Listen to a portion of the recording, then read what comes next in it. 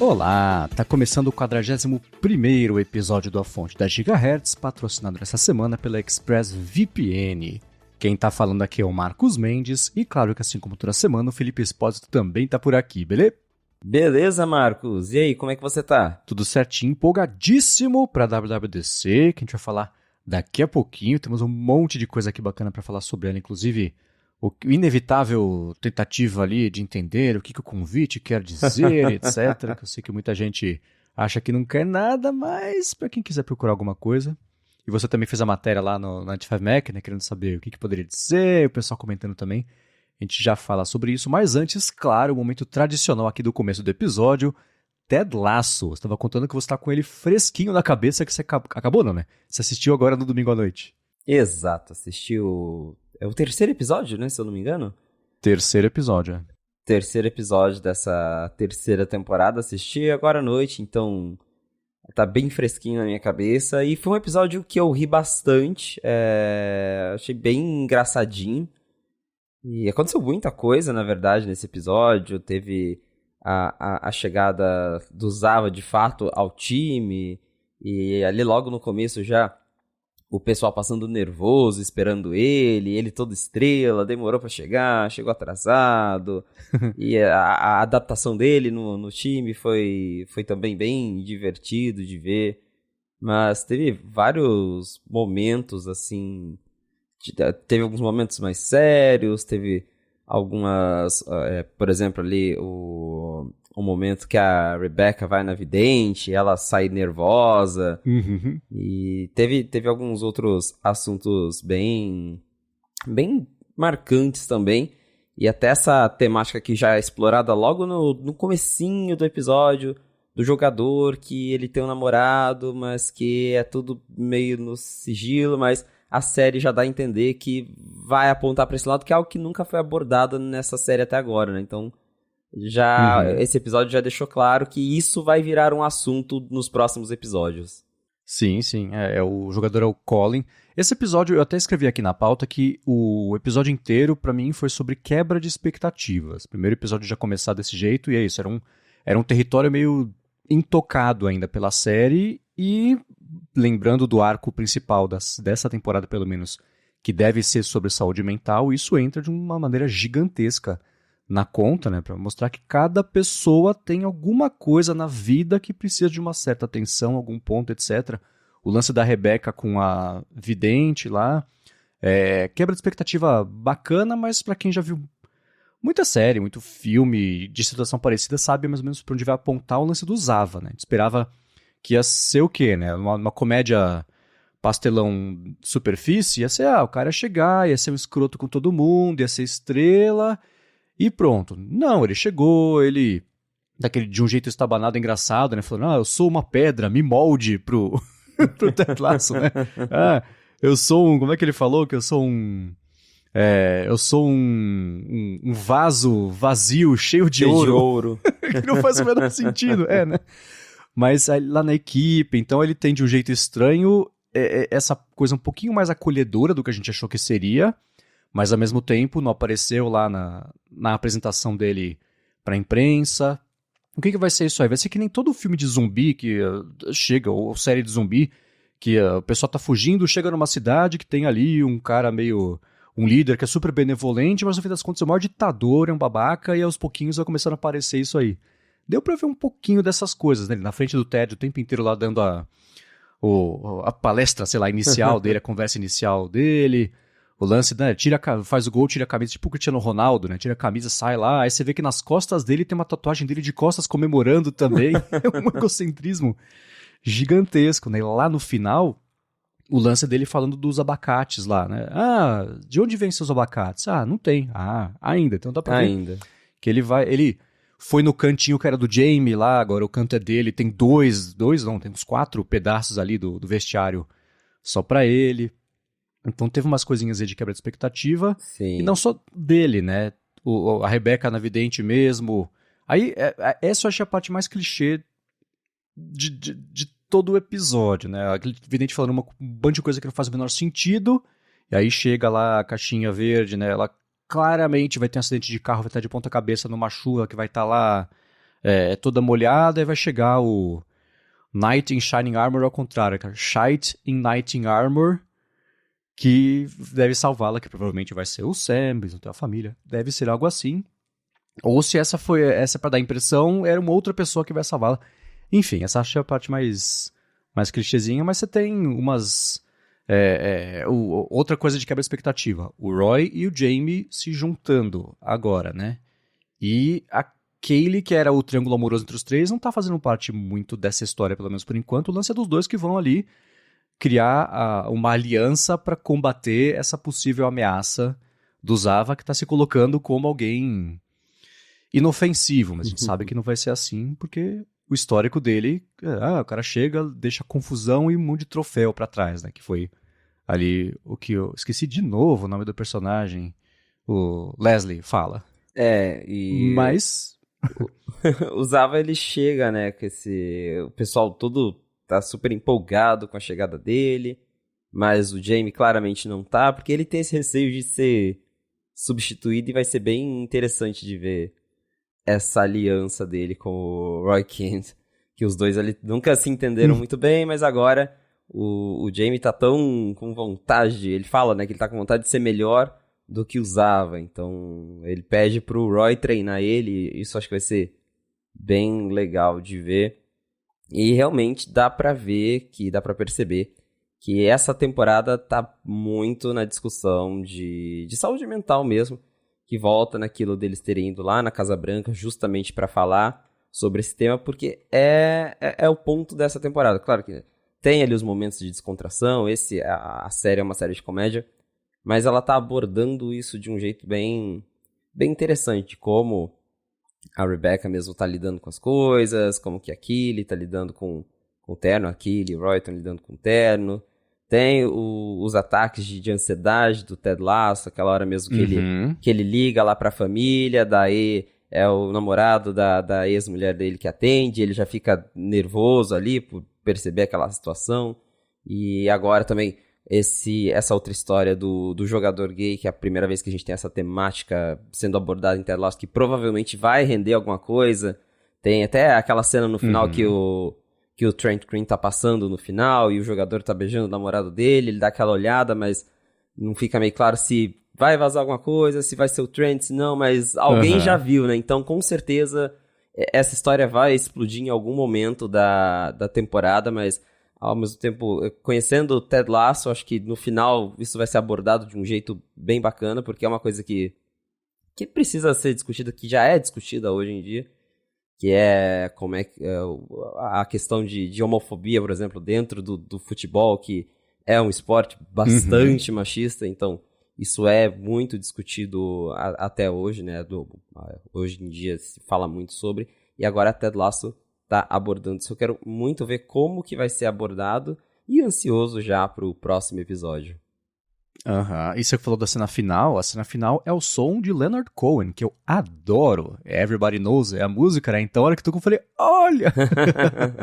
Quebrou a minha expectativa de que não tocaria Leonard Cohen por lá. E antes também, uma curiosidade, a hora que tá rolando aquela sequência, aquela montagem com vários jogos acontecendo e usava fazendo aquele bando de gol e etc., tá tocando uma música que o nome dela é Prize and Calling Nancy Nancuso, que não quer dizer nada. É de um compositor italiano que escreveu uma música inteira com uma letra que parece inglês, mas não é. E essa música, por coincidência, tem um podcast que eu adoro, que é o 20,000 Hertz, e a cada semana eles fazem um som misterioso, né? E o episódio passado foi justamente dessa também. Falei, olha só que coisa, tudo apontando meio pro mesmo lado, assim.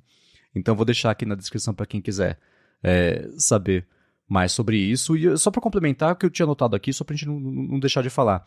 Também de quebra de expectativa. A namorada da ex-esposa do Ted é o terapeuta de casal deles, pelo que eu entendi, né? Que é a última coisa que ele esperava, que o Ted esperava que fosse acontecer. E também o Jamie, na hora que a quebra de expectativa dele, né? Que ele corrige o Coach Beard, que ele fala, não, isso não foi irônico. Isso foi hipócrita da minha parte, de falar que o cara é um... Ele falou, olha, é verdade. Então, pra todo mundo, ele teve uma pitadinha do que pra mim foi esse fio condutor de quebra de expectativa. Mas Leonard Cohen e Ted Lasso, quem diria? Fiquei feliz. Agora, esse foi um fim de semana movimentado também pra Apple TV, porque não foi só de Ted Lasso que ela viveu de notícias, né? Pois é, aconteceu bastante coisa. O filme do Tetris, que a gente comentou brevemente aqui já em um episódio, estreou na Apple TV Plus, tá lá disponível. Pelo menos antes da estreia tinha muita gente comentando sobre, a própria Apple estava fazendo bastante divulgação. Tiveram outras estreias também, The Big Door Prize estreou no Apple TV Plus. E algumas outras notícias relacionadas à Apple TV envolvendo Netflix, mas começando pelo Tetris, você assistiu, Marcos? Você que acompanha sempre todos os filmes possíveis? Então, eu acompanho os filmes que me despertam interesse. Eu tenho certeza que muita gente vai assistir e vai achar ótimo. Talvez eu assista e ache ótimo, mas não me deu vontade de ver. Eu vi o trailer e eu senti que eu já tinha visto o filme, sabe? Falei, tá, não sei. Tem o Taron Egerton, que é o cara que fez Blackbird, que é um excelente ator, né? O cara fez o Elton John também lá na biografia do Elton John. Então esse cara ele é um excelente ator, gosto dele. Mas eu vi lá e falei, putz, quer saber? Não, no fim de semana que a gente viu Duro de Matar e viu Benjamin Button, que eu achei que seria um tempo melhor investido. Porque não deu vontade, não. Em algum momento eu acho que eu vou acabar vendo. Eu vi que as reações ao filme foram boas. Tanto, assim, no IMDb ele tá com 7,5, eu acho, de nota, e as críticas estão positivas. É claro que não poderia deixar de ser, né? Você vai na App Store, vai lá em Apple Arcade, o primeiro e o segundo destaque, Tetris, né? Eles estão fazendo... E Tetris vai voltar, claro, à pauta popular por conta do filme, né? A gente até comentou esses dias que o pessoal o editor do Deadline nem sabia que existia Tetris, o que pra mim ainda é uma coisa meio inimaginável. Mas tanto Tetris quanto o The Big Door Prize, eu olhei e falei, tá, que bom que existe, que as pessoas fizeram o que elas queriam e deve ser obra do coração de alguém. Mas não me despertou interesse, não. É, a mesma coisa também, principalmente com Tetris. Eu vi ali o trailer e eu fiquei, tá, entendi a história, é isso, tá bom, quem sabe um dia, né? Vai ficar ali num cantinho pra um domingo que eu não tiver nada pra fazer, mas não está na minha prioridade. Existe a gente tá, nesse momento, é curioso ver que tem muito filme, muita série que está sendo feita para contar a história. Começou com empresas de tecnologia, começou meio com ali o WeWork, né, o WeCrashed lá, que era da Apple TV Plus. Na sequência já saiu a série sobre a história da Uber, aí também saiu o lance lá da Theranos, lá da Elizabeth Holmes.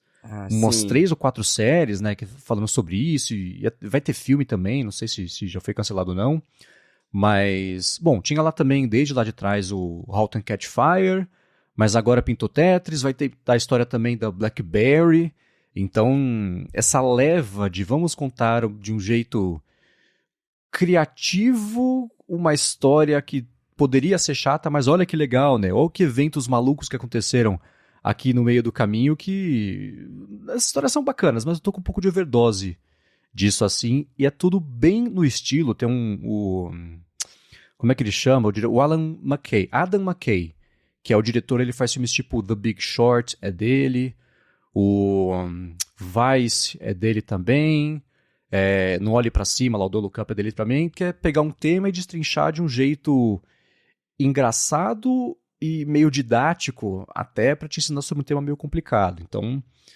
essas séries de filmes todas adotam um pouquinho desse estilo dele, mas parece uma banda cover, sempre querendo fazer uma coisa que ele faria muito melhor. Então eu fico um pouco ainda... E o Adam McKay vai fazer um filme sobre Theranos, por exemplo, né?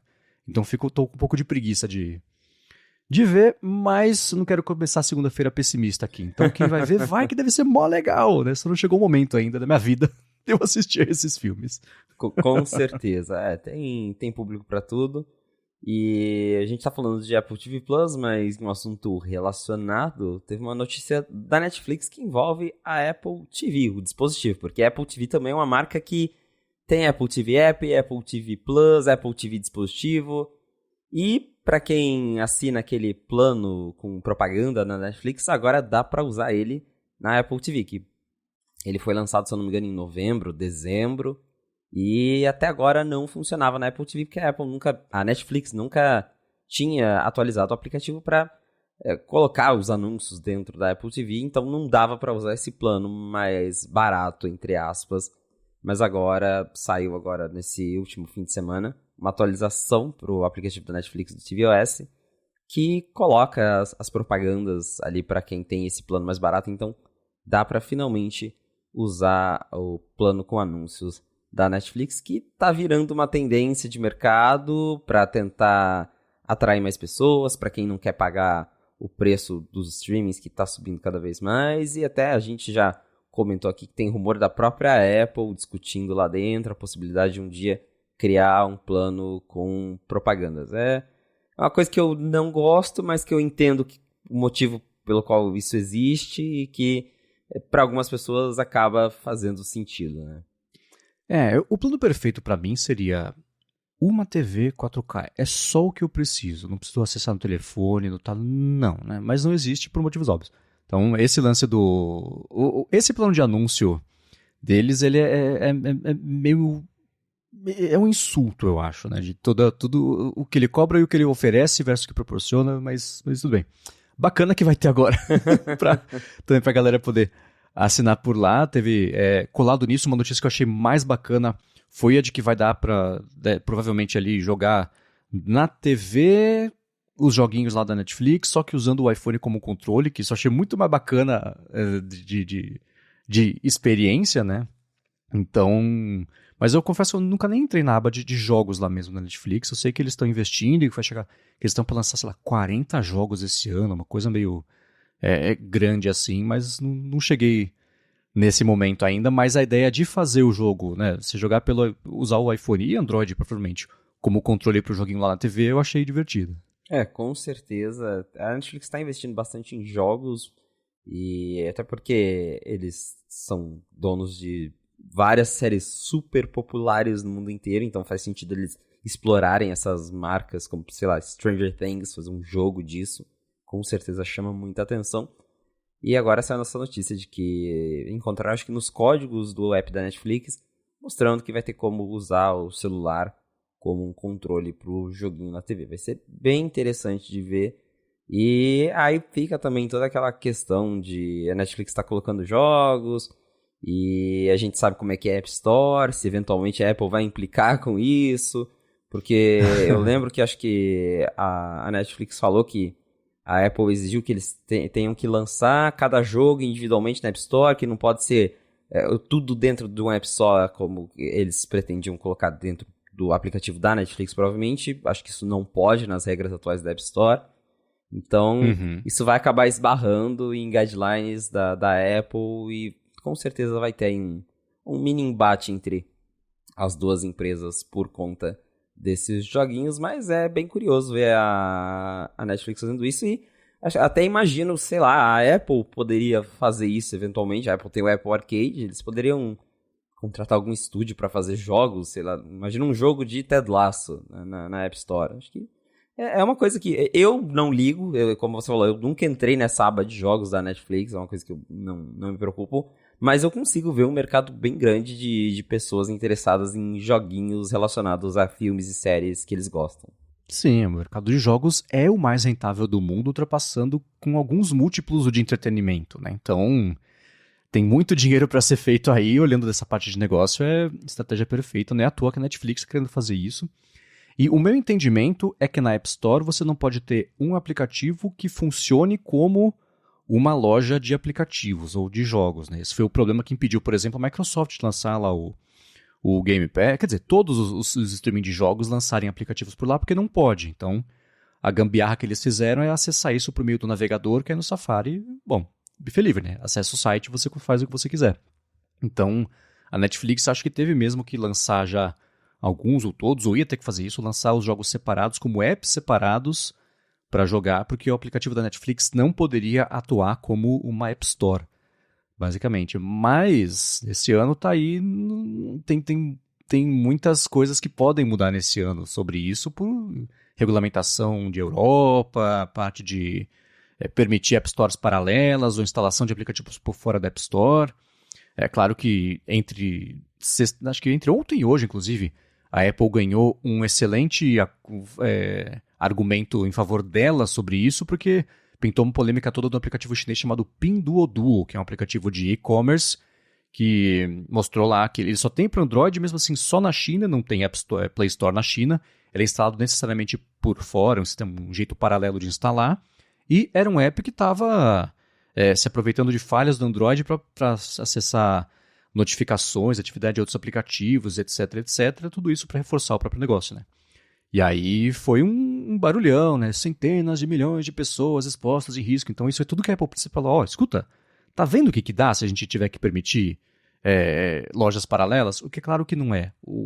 A segurança do iOS vai se manter, né? Independente de ter ou não App Stores paralelas. Mas tudo isso para dizer o quê? Esse ano deve rolar muito ainda essa briga, porque a Europa, principalmente, vai apertar muito o cerco para obrigar a Apple a fazer isso e, pelo que a gente sabe, a gente até comentou aqui sobre isso, especialmente no fim do ano passado, a Apple já está meio tratando isso como uma batalha perdida e deve estar se preparando até na WWDC, pode pintar novidade sobre isso, ou uma preparação sobre isso, ela dá uma dica de que se precisar ela vai fazer mesmo, então isso tudo está acontecendo meio ao mesmo tempo e não é exatamente uma coincidência. Né? Com certeza. Acho que esse ano a gente ainda vai ouvir falar muito mais sobre esse embate da Apple com a União Europeia e as consequências disso, que é a Apple ter que abrir mais suas plataformas, principalmente o iOS, nesse quesito de App Store. É isso aí. Agora vamos lá, aqui com 20 minutos de episódio, começar com os follow-ups sobre a última semana e as últimas semanas. Voltando ao papo de esportes na Apple TV, que a gente comentou já bastante sobre isso, o Thiago Bernardo comentou que ele acha que a MLB, a Major League Baseball, né, foi uma opção barata para sentir a aceitação do público a esportes na plataforma. Ele falou que a Major League Soccer, por exemplo, a NFL também tem números de claro crescimento e uma ótima perspectiva futura. A gente falou sobre interesse, talvez ou não, por NFL. Ele falou, não, tá crescendo ainda, olhando para frente é um cenário bacana. Mas a MLB, por outro lado, está estagnada faz anos já, com a maior média etária do público e a menor participação da faixa etária com dinheiro para gastar. Ele falou que nos Estados Unidos é esporte de criança e idoso. Então, o dinheiro de verdade hoje está na NFL no futuro, aí, médio prazo, e também na MLS, o que fez completo sentido. Com certeza. E a Apple tentou, né, com a NFL, não deu certo. Mas ela tá aí meio que atirando para todo lado nos esportes, tá tentando vários tipos diferentes, para ver se justamente ela consegue transformar o Apple TV Plus ou Apple TV App numa central de jogos, para tentar tornar a marca associada a isso. Vai ser um trabalho bem longo, mas dá para ver que ela tá se esforçando. Tanto é que saiu o beta do iOS 16.5, a gente vai comentar especificamente sobre isso depois, mas já tem duas coisas bem interessantes relacionadas a esporte nesse beta. Primeiro que tem uma aba dedicada a esportes agora no Apple News. A Apple News não está disponível no Brasil, mas é aquele agregador de notícias da Apple. E com o iOS 16 a Apple já tinha criado essa aba mais esportes. Na verdade, era um menu escondido lá dentro que você consegue escolher seus times favoritos, e aí ele faz um resumão, coloca lá a pontuação, notícias só relacionadas aos times que você escolheu. E agora, como a Apple está dando mais ênfase ao esporte, eles colocaram essa aba dedicada ao esporte dentro do aplicativo Apple News, para você não ter que ficar procurando isso. Então, ganhou mais destaque. E um outro detalhe interessante é que encontraram códigos dentro do beta do iOS 16.5 que mostram que vai ter uma nova opção de multitelas no aplicativo Apple TV para quando você está assistindo esportes, especificamente para esportes. Você vai conseguir provavelmente dividir a tela em até 4 streams diferentes para você conseguir acompanhar. A gente não sabe ao certo, mas provavelmente ou vários esportes ao mesmo tempo. Sei lá, tá passando 4 jogos diferentes, você quer dar uma olhadinha nos 4. Você vai conseguir colocar os 4 ali na tela da Apple TV, ou até mesmo assistir ao mesmo jogo, só que com 4 ângulos diferentes também é uma possibilidade. Até faria legal. Muito mais sentido, acho que seria bem interessante. Mas o fato é que esse código já mostra que a Apple está bem interessada em melhorar essa experiência para quem assiste esportes no aplicativo Apple TV. Boa. Então, meu sonho de quando eu acompanhava muito futebol era ter na TV a opção, né? Além do não só o Picture in Picture, mas de ter essa opção, de ter vários jogos ali, quando tá rolando o bicho pegando no Campeonato Brasileiro, ou Copa do Mundo mesmo, que dependendo do momento ali, rola mais de jogo ao mesmo tempo. Você tá com tudo ali e você muda o foco, né? Joga pra direita, pronto, ele tá mostrando direita em cima, ele joga o áudio da direita em cima, desce, já joga direto o áudio ali da direita embaixo. Então, isso, pra mim, há, sei lá, 10 anos teria sido perfeito. Tenho certeza que vai ajudar muita gente a acompanhar esporte do jeito que quer. Né? O lance, por exemplo, de aparecer a aba de Mais Sports no Apple News, aí tem mais a ver do que o que eu acho que para mim, é a estratégia da Apple de não só a Apple TV ser o lugar de esportes, mas de associar a imagem da Apple a ser um lugar de esportes. E aí você olha, por exemplo, você vai lá na App Store, no Apple Arcade, o primeiro jogo mais baixado, mais jogado é o da NBA. Tudo bem que teve agora o March Madness, né, que é o campeonato, acho que de faculdade, sei lá, de basquete nos Estados Unidos em março, que o bicho pega lá. Então pode ser isso que tem incentivado o pessoal a baixar, assim como o pessoal está baixando o Tetris agora por causa do filme. Mas ainda assim, você vê em cada pedacinho da operação da Apple, ela tentando contar algum tipo de história de esporte. E o que reforça, por exemplo, Apple Watch serve para esportes, né? Então, é o aspiracional e o prático ao mesmo tempo, e tudo isso para vender mais produto. Óbvio que é para vender mais produto, mas ainda assim é uma estratégia mais abrangente do que só ter ali no Apple TV para ver alguém chutar a bola, alguém arremessar a bola, alguém bater na bola. Então, eu vejo isso muito mais como uma estratégia um pouco mais complementar. E aí entra corrida, eu falei sobre corrida faz pouco tempo. A Apple está produzindo, ou já era para ter estreado, atrasou, não sei, alguma coisa que eu acho que é sobre ou Fórmula 1 ou Fórmula alguma coisa. Isso. Então, tá tudo andando meio ao mesmo tempo, né? Para ter essa oferta de conteúdos e colocar a Apple como um lugar. O que era o canal de esporte? Era a Band? A Apple como o canal de esporte da internet, mas a empresa e não só o canal televisivo, né? Com certeza tá rolando uma associação geral da marca Apple com o esporte. Ela aproveita, claro, o Apple TV Plus ali, que é onde as pessoas assistem, mas tá tentando, o sistema todo tá se voltando para isso de um jeito ou de outro. Tanto que a gente também já comentou na última WWDC, quando eles foram mostrar o iOS 16, deram bastante foco naquela parte de agora com as Live Activities você pode acompanhar a pontuação dos jogos em tempo real. E eles focaram bastante nesses recursos pequenininhos, mas que juntando tudo realmente transforma aí o iOS num sistema bacana para quem acompanha jogos, principalmente lá fora, né? Porque aqui a gente ainda não tem muito dessa interação, o Apple News mesmo não está disponível, mas para quem está lá fora, tem bastante coisa no iOS voltada para esporte e, pelo jeito, a Apple vai continuar trabalhando em cima disso. Boa. E um outro feedback que pintou aqui é sobre os papos de iPad que a gente teve. O Dr. Soares falou que ele usa o iPad de forma complementar ao Mac Mini. Ele falou que a portabilidade do iPad para ele é essencial e a capacidade de usar a caneta para anotações facilita muito. Ele comentou que trabalhos mais pesados são feitos no Mac, mas podem ser iniciados lá no iPad. Ele falou que essa integração para ele é o melhor de dois mundos. E a gente tocou, eu acho, um pouquinho desse ponto de eles serem não concorrentes, mas complementares, dependendo ali da tarefa que você tiver que fazer, dependendo do seu trabalho também. É claro, mas tem um exemplo de vida real de alguém que usa isso desse jeito, né? Começa no iPad, migra para o Mac, ou ao contrário, você começa no Mac e você precisa sair, dá para fazer alguma coisa ainda seguindo ali no iPad, aproveitando a mobilidade. Obrigado pelo feedback. Valeu, Dr. Saras, pelo feedback. Entra no que a gente até discutiu com o nosso amigo José Adorno, Abraço Adorno. Abraço Adorno! Que é a questão do... que é a questão do iPad ser um acessório de quem tem Mac. Então, é o que eu acabo fazendo com o meu. Quando eu preciso fazer um trabalho pesado, eu abro o meu Mac, eu prefiro trabalhar no Mac. Mas alguma coisa ou outra que eu consigo adiantar no iPad, ou começar no iPad, eu faço com ele. Mas sempre tem uma hora que chega que eu tenho que abrir o Mac para concluir o serviço. Então, realmente volta nisso de que o iPad, ele, por enquanto, ainda é mais um acessório muito legal, mas ainda assim... um complemento ao Mac do que realmente um substituto. É isso aí. Agora vamos lá, você comentou agora um pouquinho sobre uma outra coisa que pintou lá no beta do iOS 16.5, 16.5, e a Apple lançou, nos últimos dias lançou tanto as versões finais, atuais, oficiais do iOS 16.4, os equivalentes no relógio, na TV, para Mac, etc, etc.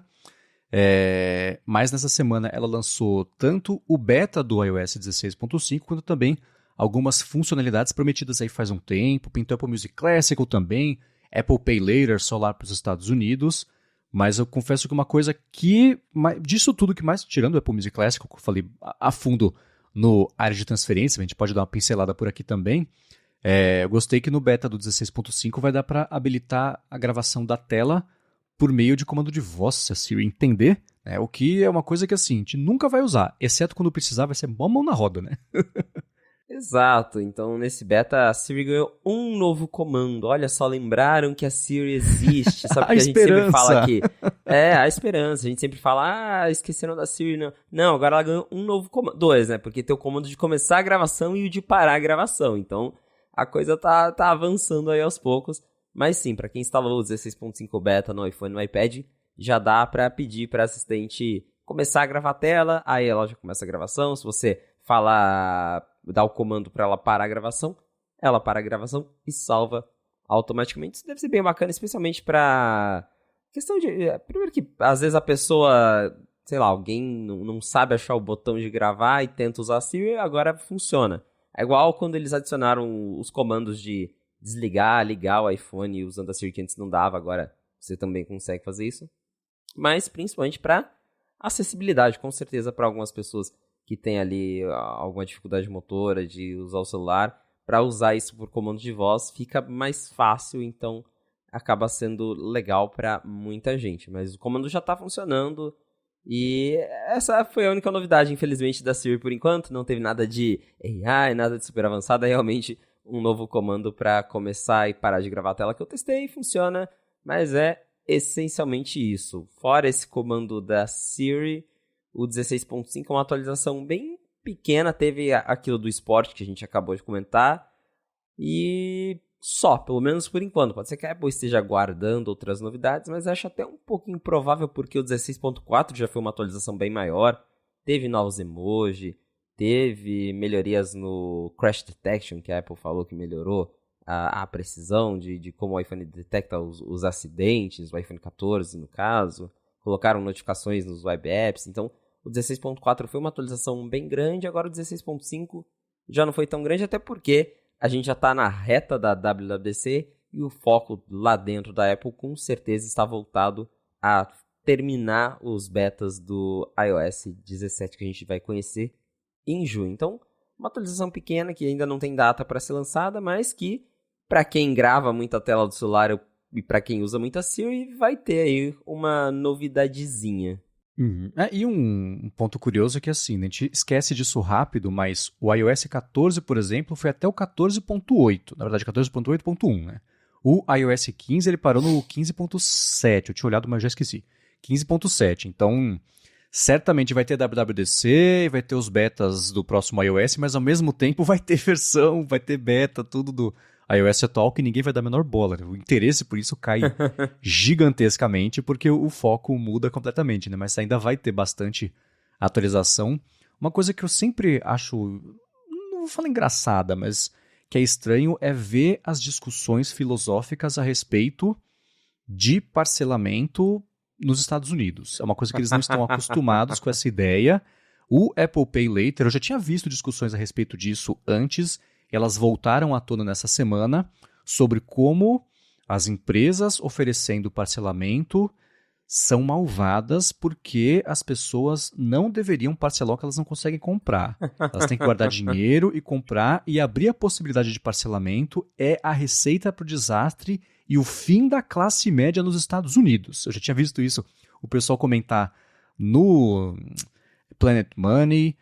O Scott Forstall, que é um cara que eu acompanho nos podcasts dele, falou recentemente isso no Pivot, e já tinha falado sobre isso também. Então, essa ideia de você comprar uma coisa e pagar em parcelas, ela é muito estranha para os americanos, o que é muito engraçado. Tanto que não tinha, olha o tamanho da notícia que virou o fato da Apple oferecer isso aí, né? Um contraponto nos Estados Unidos as coisas são comparativamente bem mais baratas do que aqui. A gente pensando, eu gosto de falar, pensar em dinheiros. Você vai no mercado, tem um negócio mó legal que você não precisa, mas é mó legal que custa 200 dinheiros. O pessoal fala e compra, e não tem, e pronto, né? Então, por isso que o americano tem muita coisinha que você fala, é o clássico de filme, de série, mas que existe. Na garagem da pessoa tem um monte de tralha, né? Aquelas coisas de fazer exercício e coisa de fazer uma coisa específica da casa. Isso aqui serve só pra fazer, sei lá, patê de atum. O cara comprou um negócio de $150, você joga lá e ele faz. Então é muito engraçado essas coisinhas, mas é tudo muito barato, né? Então eles não tinham a necessidade, entre aspas, de parcelar. É esse negócio de parcelar, e isso eu vi no Planet Money, e tem caso assim, mas tem caso aqui também, né? As pessoas que, eu fui comprar lá no site de chinês lá um negócio que custava $200, mas eu precisava pagar só de 10 em 10. Então, putz, pra mim era como se custasse $10. Eu comprei, beleza. Hoje eu não sei o quanto eu devo, hoje o cartão de crédito quer tirar minha casa.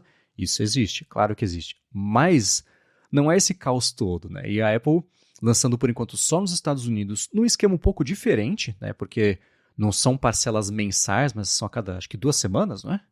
Isso, a cada 2 semanas. Isso. Ela não explicou ainda, ou não sei se você sabe, Felipe, quais são as regras se as pessoas não pagarem, se perderem esse pagamento, que é uma coisa meio importante, né? Mas ainda assim tem sido muito curioso ver as discussões filosóficas e o pessimismo com a possibilidade das pessoas parcelarem uma compra no cartão de crédito, que assim, né? É meio normal, né? Faz tempo aqui pra gente, porque as coisas eram mais caras e mais acessíveis pra todo mundo aqui no Brasil. Mas ainda assim, curioso. Essa notícia, o Apple Pay Later, ele tem várias camadas, então é sempre engraçado acompanhar essas notícias também, porque eu lembro quando foi anunciado na WWDC e todo mundo ficou, nossa, o parcelamento, eu fiquei, gente, isso aqui é um recurso dos cartões de crédito do Brasil há, sei lá, 30 anos. Então, é algo que pra gente é super comum, mas que pra eles é uma novidade e realmente eles criam... Eu também já vi várias matérias alarmantes sobre... Não, mas aí se você for usar, você vai se endividar. Gente, é isso. Mas, primeiro, esse tipo de recurso, né? O parcelamento, ele existe aqui, justamente como você falou, por causa dos preços altos. É uma consequência de inflação. O Brasil já sofreu muito com a inflação, sofre até hoje. E agora a inflação tá chegando nos países de primeiro mundo, tá afetando a Europa, tá afetando os Estados Unidos, as coisas estão ficando mais caras. Não é no mesmo nível que no Brasil, mas eles estão sentindo os preços subirem. E aí, como consequência, não só a Apple, mas várias empresas lá estão investindo em parcelamento, basicamente. Não é exatamente como o nosso, mas ainda assim, com opções mais facilitadas de pagamento, de dividir. E no caso do Apple Pay Later, você pode pagar a cada 2 semanas, porque lá o esquema de cartão é um pouco diferente também do nosso. Eles podem, como os juros que eles têm lá é bem pequeno, eles meio que pagam quanto eles querem da fatura e fica pro outro mês, e aí eles vão pagando desse jeito, porque o rotativo deles tem um juro muito baixo, não é igual aqui no Brasil, que se você não paga uma fatura de R$100, ela vira R$1.000 no mês seguinte. Então lá a coisa é um pouco mais fácil para eles irem pagando meio do jeito que dá a fatura. Então a Apple chegou agora com o Apple Pay Later, que é basicamente um parcelamento que funciona para qualquer coisa que aceite Apple Pay. Porque primeiro o que a Apple fez? Ela lançou o parcelamento no Apple Card para coisas da Apple. Então você conseguia comprar lá na Apple Store, iPhone, iPad, Mac parcelado, mas só dentro da loja da Apple. Agora a Apple está lançando basicamente crédito para as pessoas parcelarem qualquer compra que elas façam dentro com o Apple Pay. É como se fosse o recurso lá que o Nubank tem, que você passa uma compra à vista e depois você consegue parcelar pagando juros direto lá no aplicativo. É basicamente isso que a Apple está fazendo, só que claro, com esse esquema de parcelar a cada 2 semanas, como eu mencionei. E aí tem alguns detalhes que, primeiro, você tem um limite máximo de $1.000, de $1.000 para parcelar, R$1.000, não seria muita coisa, comprar né? bala nos Estados Unidos. Pois é, mas você tem um limite aí de $1.000, então nada que for acima disso você consegue parcelar. Você também não ganha pontos ou cashback. O Apple Card lá tem cashback, você não ganha nada disso quando você compra com o Apple Pay Later. E, no caso, o mais interessante de tudo isso é que o Apple Pay Later, ele é da própria Apple, no sentido de banco mesmo. A Apple criou como se a Apple tivesse criado a própria fintech dela, que é algo que a Bloomberg já tinha falado há muito tempo, e agora o Apple Pay Later, ele realmente, se você olha lá, tem... Eu não lembro exatamente se tá tipo, o Apple Pay Later é um serviço da Apple Financial, uma subsidiária da Apple, um negócio assim.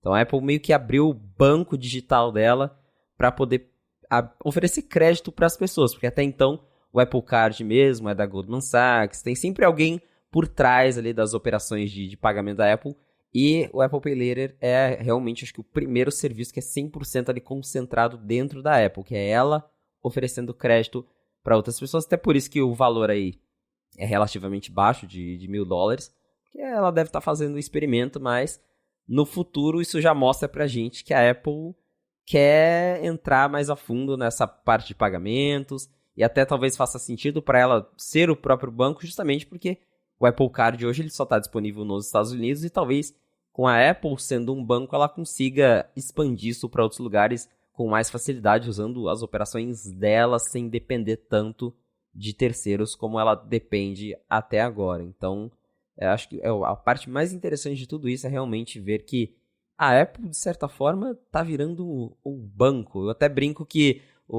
da mesma forma como os gringos eles ficam surpresos com o parcelamento, como que eles também ficaram surpresos com o Apple Card, que era um cartão digital no aplicativo. Eu falo, gente, isso é o Nubank.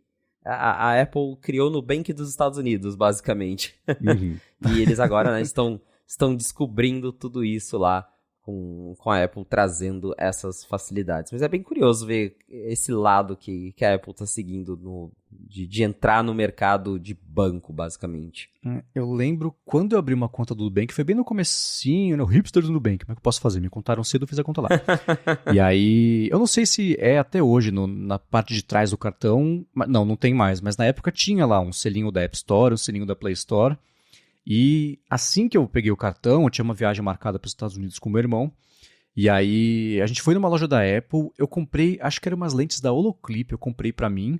Aí deu 5 minutos, falei, quer saber, vou comprar pra ele também. Eu fui lá, fui comprar pro meu irmão também, aí bloqueou o cartão. E o cara da loja lá tá acostumado com, assim, turista com cartão bloqueado deve demorar horrores, tem que ligar, né, resolver, lembra? Isso faz 2015, talvez, não sei. E aí, eu falei, pera aí. Aí eu abri o aplicativo, aí virei atrás, no aplicativo tinha lá o selinho da App Store, que era pra pegar o número também, aí eu fui destravei lá no aplicativo, falei, tenta de novo. O cara olhou pra mim e falou assim, que é isso? É um cartão. Que tem o logo da Apple na parte de trás do cartão? Eu expliquei, não, você vem aqui, vai no aplicativo, trava, destrava, e falou, nossa, era uma coisa tão alienígena, né? Então é bem estranho. Um outro exemplo de como a regra no Brasil é diferente, a Tiffany, quando abriu aqui em 2001, era a única no mundo que oferecia parcelamento de joia, porque senão ficava uma coisa impraticável. Mesmo ela abriu, acho que a primeira que ela abriu foi lá no shopping Iguatemi, em São Paulo, que já é um shopping, né, com lojas caras, e um público que está acostumado a gastar coisa cara, mas ainda assim pagar, na época, R$1 milhão num anel, nem todo mundo ia tirar do bolso ali, algumas pessoas iam conseguir. Mas a Tiffany do Brasil foi a primeira do mundo que ofereceu parcelamento, não sei como é que isso está hoje em dia, mas ainda assim eram 3 vezes só, era pouco, mas ainda assim flexibilizou um pouquinho, então a gente está acostumado com essas coisas aqui, né? Cartão com chip, que lá também quando chegou, meu Deus, chip, vai demorar para colocar a senha, vai fazer filas nos restaurantes, o pessoal, sei lá, não entende muito bem o que acontece com as coisas. De qualquer forma, tá aí o Apple Pay Later, é assim, né? Sem a menor perspectiva de nada disso por enquanto chegar aqui no Brasil, porque se até hoje a Apple Card só tá nos Estados Unidos, tinha rumor de expandir para algum outro lugar, mas vai ser o quê? Reino Unido e Austrália. Primeiro para onde fala inglês, depois pro resto do mundo e depois pro resto do mundo, que geralmente é a lista que a gente tá, nesse tipo de coisa. Então acho que não tem muita esperança de chegar por aqui, não. Provavelmente vai demorar mesmo. Acho que era Reino Unido e Canadá que tinham rumores, mas também até hoje nada, nem sinal. Então o Brasil, né, só nos sonhos. Agora, uma outra coisa que pintou nesses últimos dias de updates, etc., foi do Apple Music Classical. Eu falei no ADT bem a fundo o que eu achei, eu gosto muito de música clássica, mas enfim, uma coisa que também toca no mundo da Apple, a gente fala sobre isso aqui também, mas eu vou inverter a pergunta, eu quero saber se você testou, o que você achou do Apple Music Classical, porque não sei que familiaridade você tem com música clássica, se isso te ajudou a dar uma espiada, como é que é? Eu não entendo muito de música clássica, mas eu baixei o aplicativo, brinquei um pouco com ele, eu vi que tem ali as otimizações voltadas para música clássica, a busca faz muito mais sentido para esse tipo de conteúdo.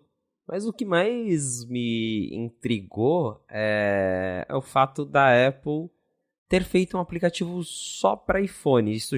Ela já tinha comentado isso, mas depois eles lançaram o site oficial do Apple Music Classical, e lá a Apple fala, porque o Apple Music Classical foi desenhado como uma experiência mobile, e quem quiser ouvir no Mac, no iPad, pode fazer isso usando o aplicativo da Apple Music normal. Então, meio que já sinalizou que eles não vão lançar tão cedo uma versão do Apple Music Classical para Mac, iPad, Apple TV. O que é um pouco estranho, né? A Apple não fazer um aplicativo que roda nas outras plataformas dela, mesmo você tendo a possibilidade de escutar música clássica pelo aplicativo normal da Apple Music. Eles lançaram justamente ali para a galera ter uma experiência melhor. E por enquanto isso é restrito ao iPhone. E tanto eu e o Ramo, a gente estava dando uma olhadinha dentro dos códigos do Apple Music Classical. E dá pra ver que tem bastante legado do Prime Phonic, que é o aplicativo que a Apple comprou e para lançar aí o Apple Music Classical. Era um serviço de streaming de música clássica.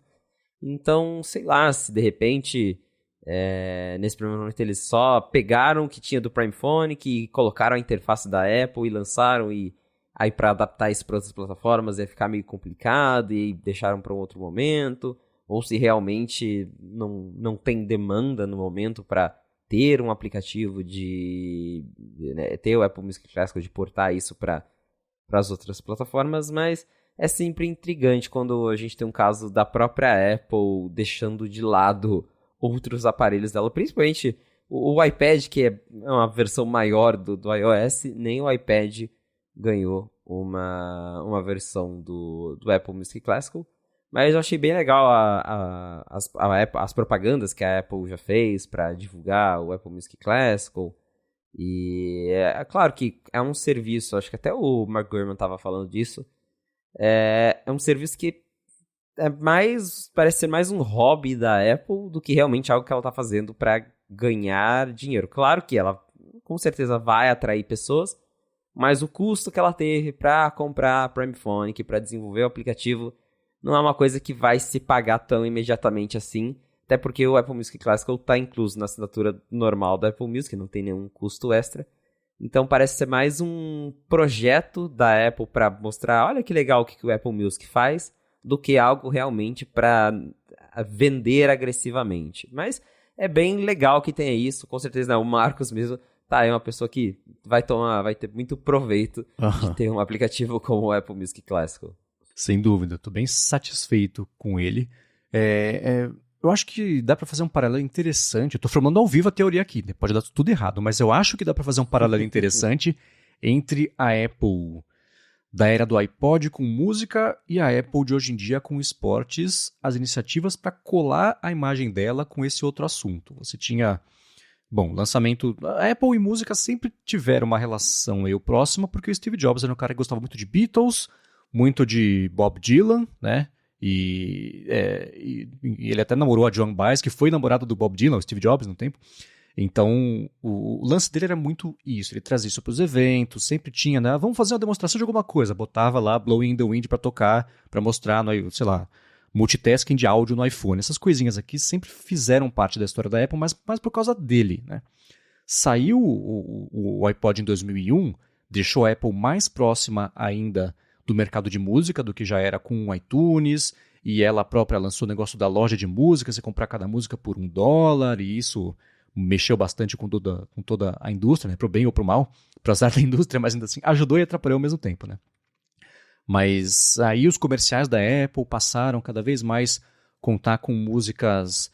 o She's a Rainbow dos Rolling Stones era para vender um dos iMacs, eu acho, e depois tocou em Ted Lasso recentemente, inclusive, também. Mas sempre teve mais próximo de rock, mas pelo gosto pessoal do Steve Jobs.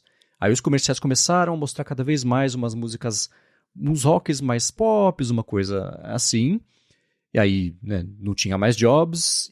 E depois que ele morreu, a Apple comprou a Beats, que era um outro perfil de música, e passou a incluir muito mais coisa, não experimental, mas mais coisa, uns hip hops, umas coisas assim, que era mais parte do público da Beats.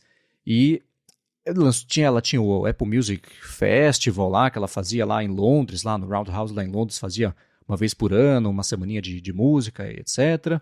ela segue investindo nisso, o próprio Super Bowl com o Apple Music, o intervalo, mas no Super Bowl, esporte, então dá pra ver essa passagem de bastão de um negócio meio que não faz parte do cerne ali da operação da Apple, mas que ela segue investindo. Então o que eu vi ela fazendo música, e a Beats, hoje o presidente do Apple Music é o presidente da Beats também, né? O Oliver Schuster, que foi ele que fez a divulgação toda do Apple Music Classic, falando, é só o começo, né, da matéria que vocês repercutiram lá, que isso deve vir, é inevitável, eu acho que venha para Apple TV, para iPad, para Mac, né? É curioso que depois de 2 anos trabalhando nisso, eles lançaram um aplicativo reformulado só e pronto, né? E com menções lá, para Phonic lá dentro. Então, foi meio de improviso, fico curioso para saber por quê, mas não tenho dúvida de que isso vai pintar mais para frente, mas acho que é isso, minha conclusão é essa. O que esportes são para Apple hoje, essa parte aspiracional e de imagem, era a música desde o comecinho por conta desse interesse genuíno do Jobs por algumas músicas que viraram uma oportunidade aí de negócio para ela. A Apple sempre comenta, até hoje nos eventos de vez em quando o Tim Cook fala, we love music. Então, quando eles lançaram o HomePod, eles falaram isso. Então, realmente fica essa conexão antiga lá desde os tempos do iPod. E acaba, mesmo que não traga aí tantos assinantes, acaba agregando a marca. Realmente fica essa associação mesmo de que o Apple Music agora é o lugar para quem gosta de música clássica. Talvez não, como o Mark Gurman disse, não vai atrair um número gigantesco de pessoas, porque é um nicho, não vai atrair tanto dinheiro, mas é mais um adicional, mais uma coisa para mostrar que o Apple Music é um serviço bacana de assinar. Lembrando que nos eventos, a gente também, ao final de cada evento, tinha uma apresentação ao vivo de alguém, né? Os Foo Fighters, verdade. isso já foi depois do Jobs, os Foo Fighters tocaram e a sequência de músicas era meio em homenagem a ele, que era My Hero, Walk, que fala assim, aprendendo a andar de novo, etc. Então foi umas 3 ou 4 ali que eram meio em homenagem a ele, mas sempre teve, né? Você teve Randy Newman tocando, o cara que faz a trilha tipo do Toy Story, sempre tinha um eventinho musical depois do evento principal. E eu lembro, não faz muito tempo, bom, faz bastante tempo, mas ainda assim, um evento que o próprio convite era um violão e o buraco ali do violão era já o formato ali do logotipo da Apple. Então isso era muito mais presente do que hoje em dia. Mas tá aí, eu vou deixar uns links aqui na descrição de alguns eventos da Apple que terminaram com coisas musicais. Eu lembro que teve um show da CIA, mas isso já é recente, na Apple de Tim Cook, né? Foi acho que o evento do iPhone 7, foi um evento bem mais recente. Que tinha acabado de rolar algum atentado numa boate em Miami, eu acho, que também tinha a ver com a história, então... Isso. Conceitualmente era uma mensagem, né? Isso. Mas inclusive, agora com a pandemia não teve, mas em 2019 eles fizeram aquele show da Billie Eilish no Steve Jobs Theater também.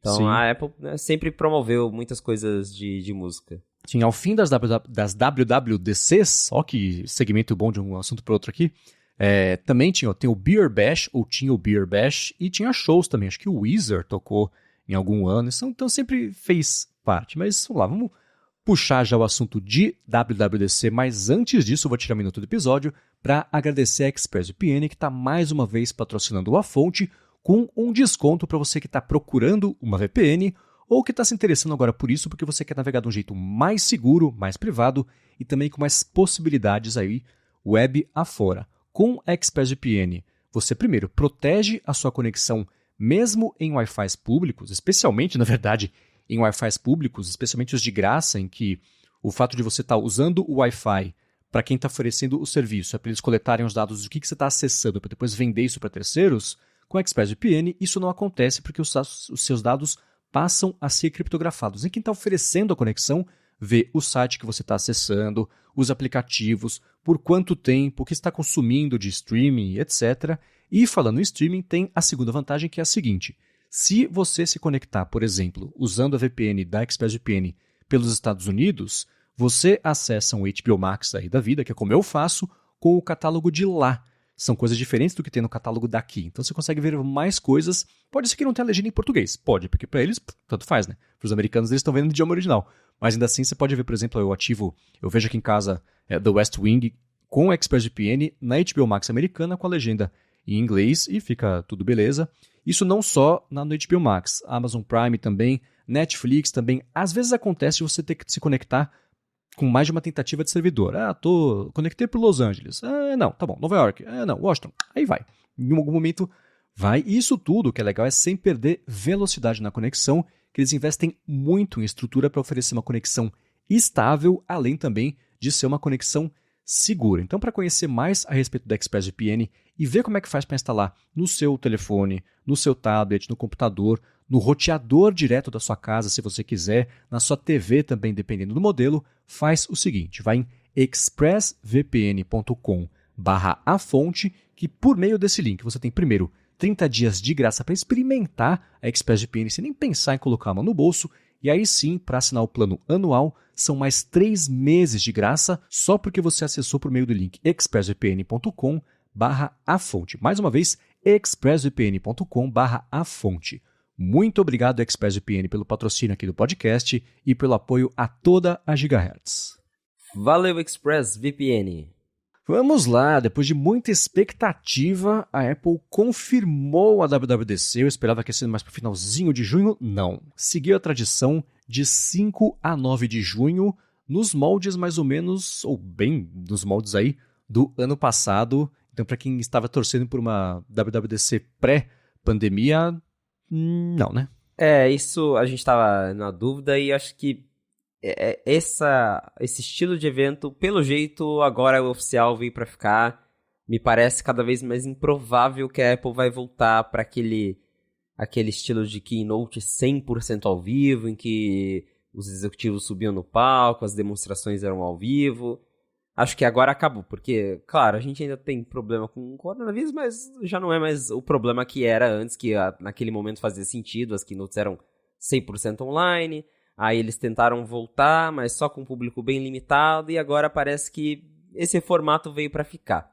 Então, antigamente a WWDC era aquela conferência que eles vendiam, se eu não me engano, 5 mil ingressos, e não era nem na Apple que o evento era realizado, era no Moscone Center, que era um espaço bem maior lá, para um auditório grande, com espaço para um monte de desenvolvedor que ia.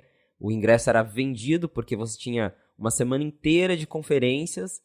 E agora a Apple mudou o formato. Ela vai chamar alguns desenvolvedores que vão ser selecionados aleatoriamente. Você pode se inscrever lá se você for um desenvolvedor.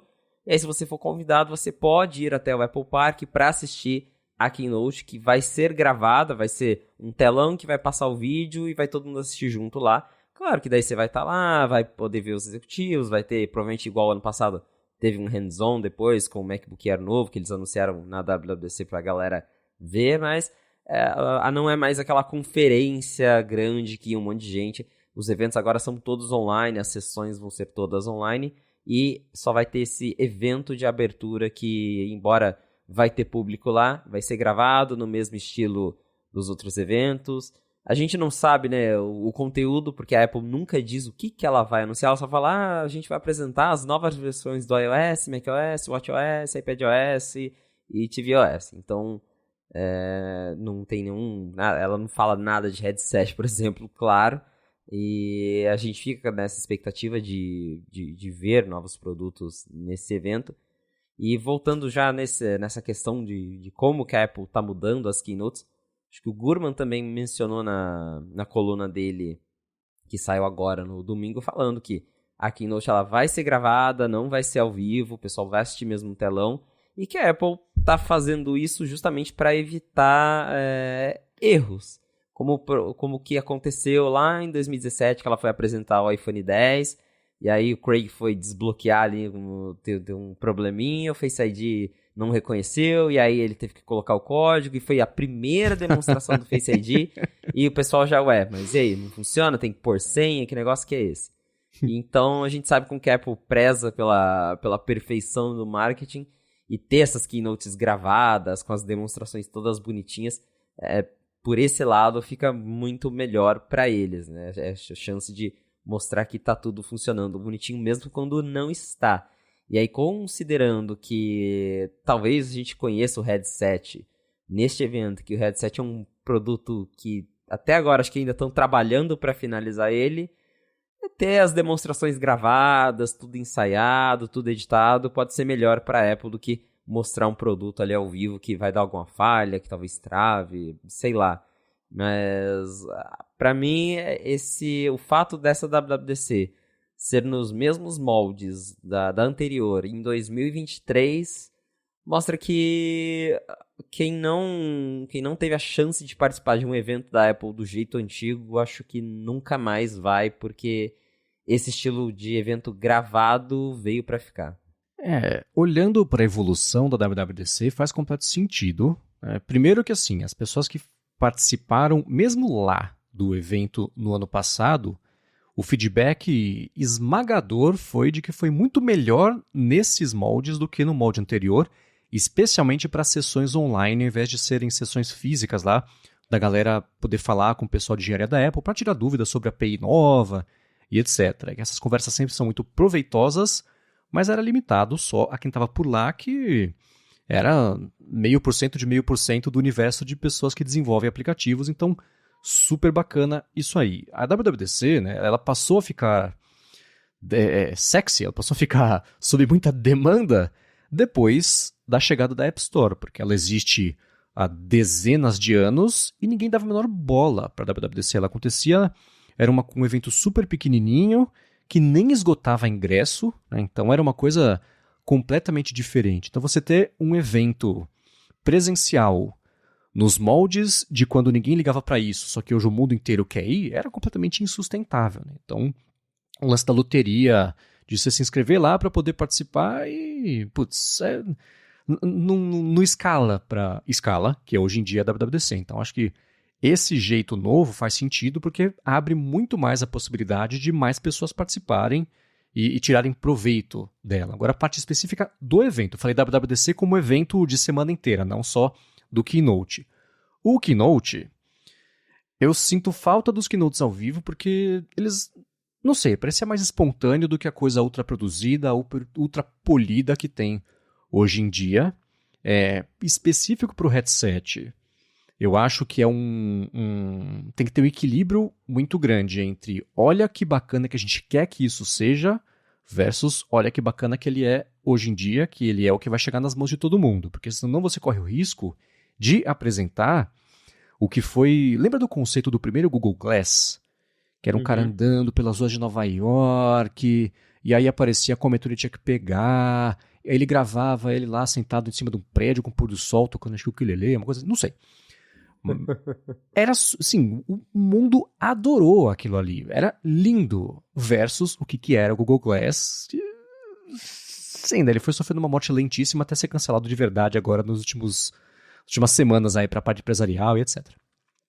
Então, você fazer um demo polido, um vídeo super produzido, como tem sido os eventos todos da Apple desde a pandemia, basicamente, chama atenção, mas você corre um risco de estabelecer uma expectativa muito maior do que a entrega do produto, especialmente para o negócio que é o headset imersivo, que eu acho que naturalmente só quem usa, eu já comentei isso aqui, só quem usar vai ver o benefício completo. Por isso que eu acho que vai ter sim demonstração nas Apple Stores.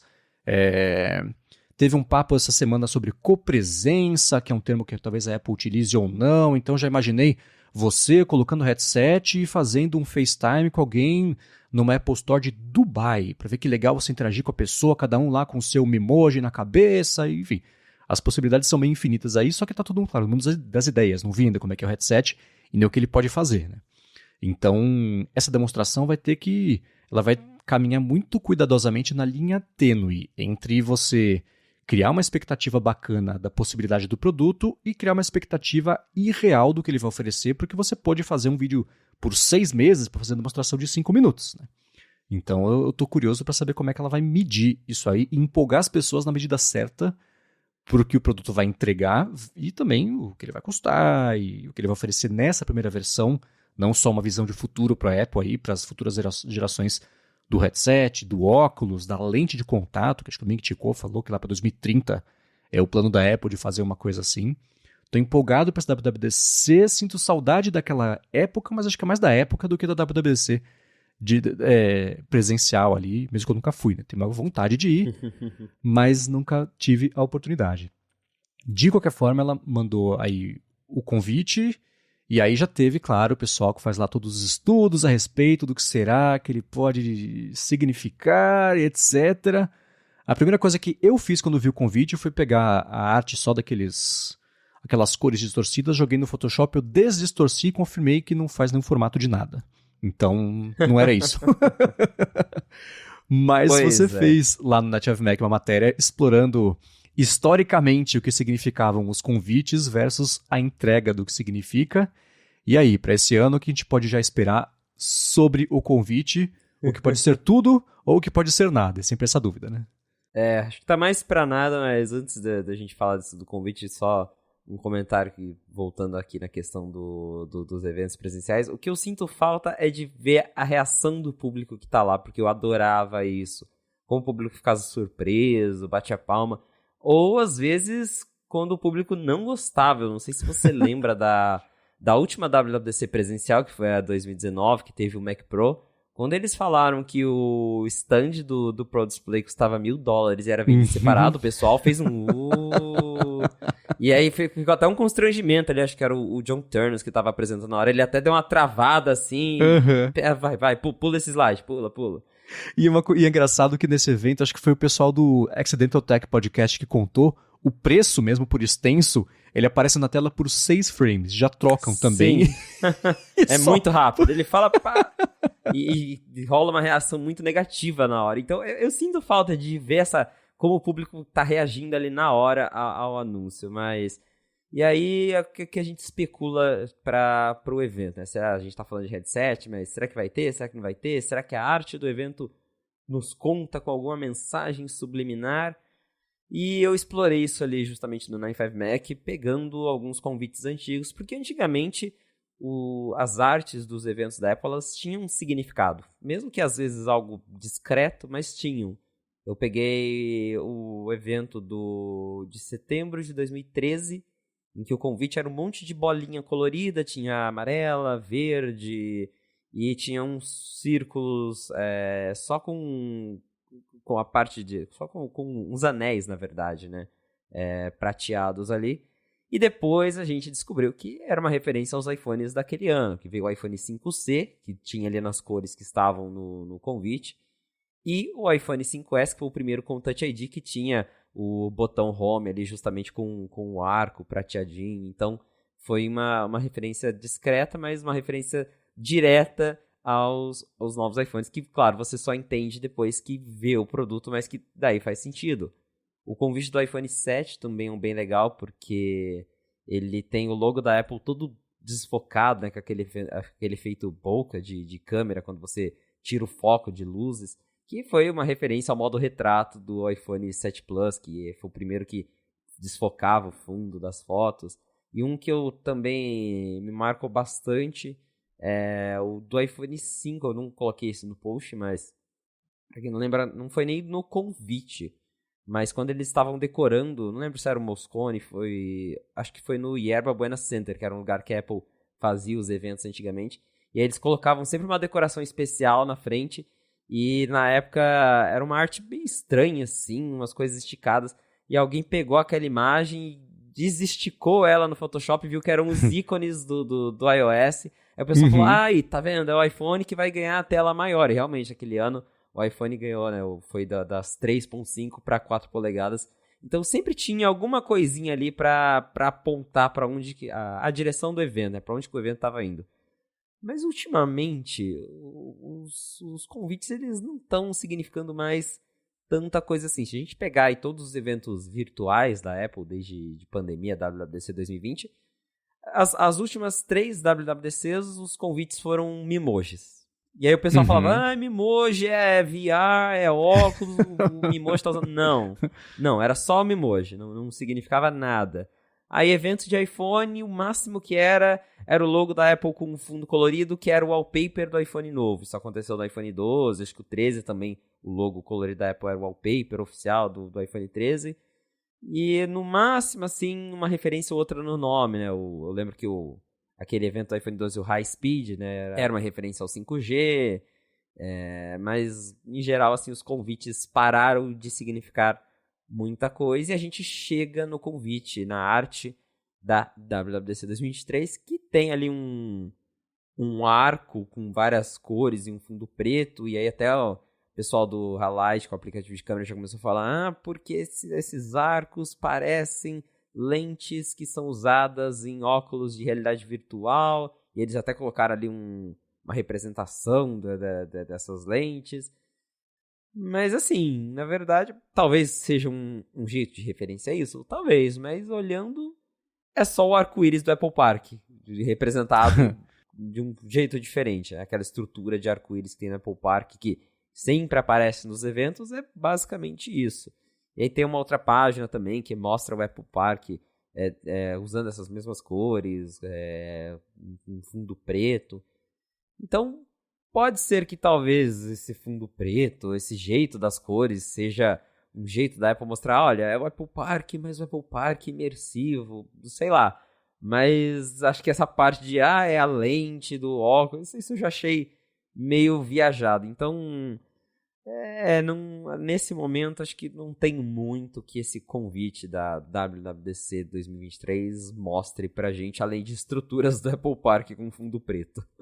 Na hora que eu vi o Apple Park, eu falei, tá, entendi. Não passa disso, então. É um outro jeito de... seria a representação dele visto de cima, não sei. Até fiz depois, já joguei no Photoshop, além de fazer essa desdistorção, né? E até dá pra falar, então se você olhar, se ele tá distorcido, ficando retos essas cores, até parecem lentes com efeito meio de, sei lá, bolha de sabão. E aí, o pessoal, acho que foi o próprio Mark Gurman, comentou, você pode até olhar e ele também parece um pouquinho o formato do headset e não sei o que. Mas não, eu tô mais no time de quem vê isso só como uma representação gráfica, é a identidade gráfica do evento, que a gente pode muito bem achar um sentido para o que isso quer dizer, mas é mais a gente projetando com a expectativa que a gente tem do evento do que qualquer outra coisa, mesmo porque, como você disse, assim, já faz tempo que não tem muita relação entre os convites e o evento, né? E o convite mesmo, né, esses arcos vistos de cima, se você continuar eles, o no Photoshop também faz o círculo perfeito, que aí sim me volta a ideia de que é mais uma referência ao Apple Park do que qualquer outra coisa, afinal, o evento volta a, sei lá, mas a parte imersiva mesmo, eu não sei se diz muito aí a respeito desse convite. A gente esperando o headset, vai chegar lá no dia, é o wallpaper do iOS 17. Né?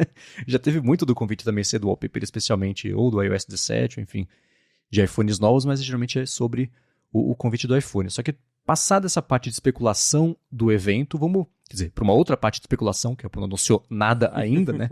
Mas sobre o que a gente já viu, e o Mark Gurman trouxe algumas informações a respeito disso no fim de semana, sobre o headset especificamente, né? Porque a parte de produção mesmo, mais em massa dele, vai sofrer um atraso versus o planejamento original da Apple, isso deve começar lá para o finalzinho do próximo trimestre, e para não ficar só com foco em headset, eu vou fazer uma pincelada no que ele comentou, a gente vai aprofundando aos poucos aqui nos temas, mas ele comentou sobre o WatchOS, ele falou que o WatchOS 10 vai trazer o que ele chamou de mudanças perceptíveis para a interface do Apple Watch, o que eu li como, será que é nessa versão que a Apple vai desistir de vez de até dar a opção das pessoas verem os aplicativos ali como aquela colmeia inicial de aplicativos, que foi enfim, o foco dele foi esse, o jeito novo de interagir, etc. Enfim, tem o que a gente tem de expectativa tanto para o iOS, né, que ele falou que seriam funções nice to have, né, coisas bacanas que seria bom se tivessem. iPadOS, não me lembro de ter escutado nada a respeito ainda, ou especulação, coisa assim. O que você sabe sobre esses temas? Teve isso do iOS que a gente até comentou na semana passada, que primeiro acreditava-se que o iOS 17 ia ser focado em melhorias, corrigir bugs, não ia ser um update tão significativo, e aí parece que a Apple falou para os engenheiros, coloca aí umas coisas que o pessoal quer, mas a gente não sabe que coisas são essas. E agora chegou o Gurman falando do WatchOS 10, que ele vai ter mudanças consideráveis na interface. Como uma boa reportagem do Gurman, a gente não sabe que mudanças são essas. Ele só falou que vão ter mudanças. Isso que você falou da colmeia, talvez seja algo que a Apple vá mexer, porque eu gosto da colmeia, eu acho ela confusa, às vezes eu fico ali 10 segundos tentando achar um aplicativo, mas eu acho ela bonitinha, eu gosto do efeito dos ícones, então eu ainda uso ela. Mas se você compra hoje um novo Apple Watch, eu vi isso, porque eu lembro que eu tive um problema com backup, eu tive que configurar meu Apple Watch como novo para depois restaurar, atualizar ele, enfim. E agora, quando você configura os mais novos pela primeira vez, ele não vem mais com a colmeia como padrão, ele vem já como lista. Então eu já fiquei, tá meio na cara que a Apple quer se livrar disso. Então pode ser que eles repensem a tela inicial do Apple Watch. E a interface do Apple Watch nunca mudou muito. Acho que a grande mudança foi da primeira versão para a segunda, que lá no começo aquele seletor de amigos e umas coisas assim, e eles já se livraram disso rápido, mas desde então nunca mais teve uma mudança tão significativa assim. Pode ser que agora a gente tenha mais mudança, até porque a interface do Apple Watch ela nunca acompanhou muito o crescimento da tela do Apple Watch. O Apple Watch ele cresceu bastante desde a primeira versão, e a Apple só foi esticando a interface para ficar grandona nas telas maiores. Ela não chega a aproveitar muito. Você pega o Apple Watch Ultra mesmo, dependendo do mostrador, fica um monte de espaço vazio, assim. É até esquisito de ver. Então pode ser que com essa versão a Apple vai dar uma redesenhada para aproveitar melhor a tela desses Apple Watch maiores.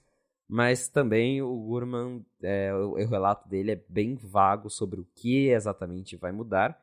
Mas dá para ver que os softwares talvez não sejam tão chatos assim quanto a gente estava esperando no primeiro momento, que ia ser só aquela correção de bugs, uma melhoria. Então, talvez vai ter aí mais mudanças visuais, principalmente pro Apple Watch, pro WatchOS, embora, né, a gente tenha eu acho que o foco principal, pelo menos que a gente quer que seja, está no headset, mas tá aí, tanto o iOS 17 quanto o WatchOS 10 podem trazer novidades mais interessantes pra gente, que não vai ter $3.000 pra gastar no headset. Definitivamente não vai ser o caso. Boa, agora pra gente finalizar aqui o episódio de hoje, vamos trazer algumas informações que pintaram nos últimos dias sobre o iPhone 15, porque pintaram diversas coisinhas também, né? Especialmente falando de botões e da parte da câmera. Começando com os botões. A gente tem a expectativa de que os modelos Pro não tenham botões físicos, né, de volume, nem do liga e desliga, até no 15 Pro que os botões de volume serão uma coisa contínua versus 2 botões lá para versões não Pro. E uma coisa que o Rambo tinha comentado há um tempo seria que para isso funcionar direito, já que o controle ele vai ser feito por software e não por hardware, no botão físico que se aperta, o sistema dele teria que ser separado do sistema do iOS, que travou o iOS, que se faz o quê, né? Para fazer lá o código Konami de reiniciar o iPhone e etc. Então, se você tiver um sistema separado com um chip separado, você resolve esse problema. Então, pintou uma ideia de que vai ser algo bem próximo disso. Junto também a isso, pintou isso sim nos últimos dias, que o botão vai funcionar com luvas. Que eu pensei, era uma possibilidade de não funcionar com luvas, não tinha entendido qual era a dúvida sobre isso, mas o mais bacana é que, além disso, vai dar para as pessoas ajustarem a sensibilidade do botão, o que, inclusive, para acessibilidade, eu achei incrível. Isso eu achei bacana, de você... Que nem o PlayStation, né, o atual, dependendo do jogo, eu acho, os botões são mais moles ou mais duros ali, de apertar para ter um feedback tátil um pouco mais preciso. Gostei dessa ideia para o iPhone. Então a gente já vinha discutindo essa possibilidade há algum tempo dos botões de volume mudarem. Eu já tinha reportado lá que tanto o switch de mudo, de silencioso, ele deve virar um botão sensível à pressão, assim como os botões de volume. E agora a gente tem mais detalhes justamente focando nessa questão de como que vai funcionar, como que vai ser o controle disso se tudo der errado. E um cara anônimo publicou no fórum do Mac Rumors e a gente deu valor a isso porque esse cara anônimo também sabia coisas da Dynamic Island antes dela existir. Então, é a mesma pessoa. E ele foi lá e falou, a Apple vai ter um chipzinho específico que vai controlar esses botões, mesmo quando eles são desligados, que é algo que ela já faz, por exemplo, com o chip 1, que é o chip de localização. Ele funciona mesmo quando todo o iPhone está desligado, para mandar a localização lá para a rede Find My. A Apple também tem o Secure Enclave, que é a parte de segurança, que é onde fica o seu cartão do Apple Pay. Esse chip também fica ligado mesmo com o iPhone desligado, para se você precisar usar lá o Apple Pay Transit, que é o cartão Vale Transporte no Apple Pay, você consegue pagar, só encostar ali mesmo com o celular desligado, ele faz a autenticação dessa passagem para você usar numa emergência, por exemplo. Então, o iPhone já tem alguns componentes que eles funcionam 100%, claro, menos se a bateria morrer de vez, mas até mesmo quando acaba a bateria do seu iPhone, que ela fica um restinho que não é suficiente para ligar o sistema, mas é suficiente para alimentar esses chips por mais um tempo até você achar uma tomada para colocar o celular. Então, pelo jeito, os botões de volume vão funcionar dessa mesma forma. Para você conseguir usar o celular travado, vai ter um chipzinho separado que vai controlar esses botões, mesmo quando o celular estiver todo apagado. Então, é assim que esses botões vão funcionar. E essa parte aí das luvas também foi o mesmo leaker que falou que os botões capacitivos eles vão funcionar bem com luvas, o que, como você disse, né, era uma possibilidade de não funcionar, mas que bom que vai, né? Exatamente. Fiquei bem curioso sobre essa parte aí da sensibilidade dele. Agora, para câmera, tem já faz um tempão, né? Era, assim, parecia que ia chegar no iPhone 13, no 14, deve chegar no 15, o lance da lente periscópica, que ao invés da lente ser reta em relação ao iPhone de pé, tem um espelho 45 graus e as lentes acompanham a altura, não inteira, claro, do iPhone, mas elas estão na vertical, e isso dá uma possibilidade de você ter mais um óptico, mais lentes ali, um jogo de lentes diferente do que ficar só preso à grossura do aparelho, mais o salto ali da câmera. Então, o que dá mais peso ainda para a ideia de que nesse ano vai mesmo ter lente periscópica no iPhone, pelo menos no modelo Pro Max, é que pintou aí uma informação, um rumor de que já temos até o preço do componente para a Apple, que essa lente aí custa só $4, o que não quer dizer que a economia disso vai ser repassada para a gente, né? Mas ainda assim,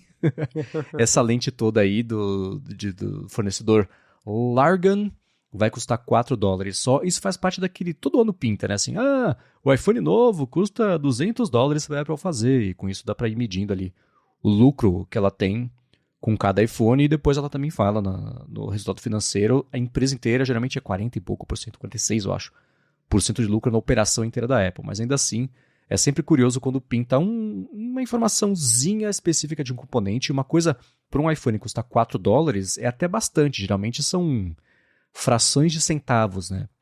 Os componentes, e teve até uma matéria faz um tempo de que o próprio Tim Cook fica envolvido nas negociações e ele negocia desconto de 0,00001 centavo para um componente, porque aí no agregado para a fabricação de iPhones, que os componentes são na casa das dezenas, centenas de milhões, daí que vem toda a economia e a lucratividade da Apple, mas tá aí, $4 o componente periscópico para o iPhone Pro Max, que deve permitir 10 vezes de zoom versus os 3 aí dos iPhones atuais.